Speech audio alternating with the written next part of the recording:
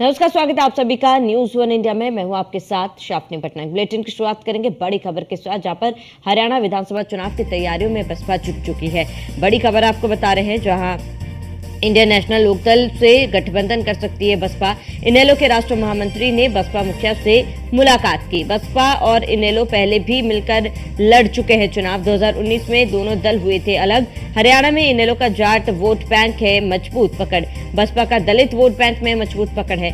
बड़ी खबर आपको बता रहे हैं, जहां हरियाणा विधानसभा चुनाव की तैयारियों में बसपा जुट चुकी है। हरियाणा में इनेलो का जाट वोट बैंक मजबूत पकड़ है और इसके साथ ही बसपा का दलित वोट बैंक पर मजबूत पकड़ है और ऐसे में दोनों साथ मिलकर इस बार चुनाव लड़ सकते हैं। ये बड़ी जानकारी आपको बता रहे हैं। बसपा का दलित वोट बैंक में मजबूत पकड़, हरियाणा विधानसभा चुनाव की तैयारी में जुटी बीएसपी।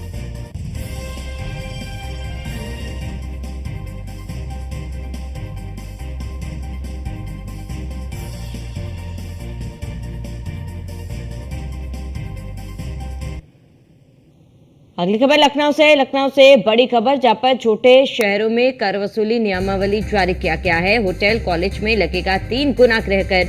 यूपी सरकार बड़े शहरों की व्यवस्था छोटे शहरों में करेगी लागू। भवनों का व्यावसायिक उपयोग करने पर 2 से 3 गुना लगेगा गृह कर।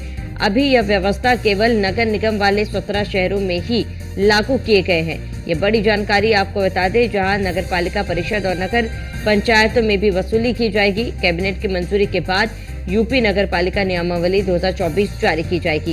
ये बड़ी जानकारी आपको बता दें, घर में बैंक और एटीएम होने पर देना होगा 3 गुना गृह कर और मेडिकल स्टोर और निजी कोचिंग संचालन पर लगेगा 2 गुना गृह कर। 11 वर्ग मीटर तक दुकानें से सामान्य गृह कर वसूला जाएगा। तो बड़ी जानकारी आपको बता दें, मेडिकल स्टोर और निजी कोचिंग संचालन पर लगेगा 2 गुना गृह कर। घर में बैंक और एटीएम होने पर देना होगा 3 गुना गृह कर। बड़ी जानकारी आपको बता दें, 11 वर्ग मीटर तक दुकानों से सामान्य गृह कर वसूला जाएगा और छोटे शहरों में कर वसूली नियमावली जारी की गई। अधिक जानकारी के लिए संवाददाता अश्विनी द्विवेदी हमारे साथ जुड़ चुके हैं। अश्विनी, एक नई पहल और इसके साथ ही कहीं ना कहीं कर वसूली अगर बड़े शहरों की तर्ज पर छोटे शहरों में किया जाता है, क्या बदलाव देखा जाएगा? बिल्कुल, अगर बता दें आपको कि गृह कर को लेकर के एक बड़ा कदम उठाया गया। अभी तक 17 नगर निगम थी जहां पर सामान्य गृह कर वसूली होती थी। साथ ही साथ जो कॉमर्शियल होते थे तो अलग अलग पॉइंट ऑफ व्यू से वहां पर गृह कर वसूली की जाती थी। बड़े संस्थान जो होते थे वहां पर 3 गुना तक वसूली होती थी गृह कर की, वहीं छोटे संस्थानों में 2 गुना तक वसूली होते थे।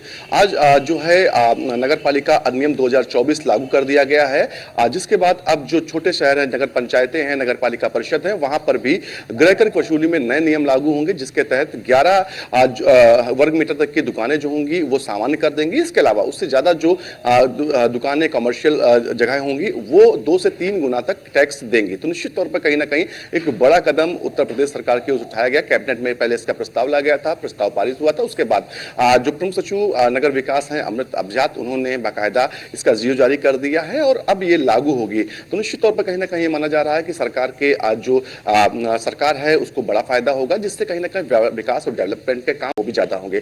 बात करें जिन जगहों पर एटीएम संचालित हो रहे हैं, बैंक संचालित हो रही हैं, कोचिंग संचालित हो रहे हैं, वो 3 गुना तक कर देंगे। साथ ही साथ टेंट जैसी दुकानें हैं या फिर छोटे उद्योग चल रहे हैं, वहां पर 2 गुना तक जो है गृह कर वसूला जाएगा। तो निश्चित तौर पर कहीं ना कहीं बड़ा कदम उठाया गया है, क्योंकि अमूमन देखने को मिलता था बड़ी जो शहर है 17 नगर निगम है, वहां पर तो विकास हो रहा था क्योंकि अच्छा वहां से रिस्पॉन्स आ रहा था, जो गृह कर है उसकी अच्छी वसूली होती थी, जिसके चलते जो डेवलपमेंट है वो तेजी के साथ होता है। लेकिन कहीं ना कहीं नगर पंचायत है, नगर पालिका परिषद है, वहां पर डेवलपमेंट के रास्ते थोड़ा कम खुले हुए थे।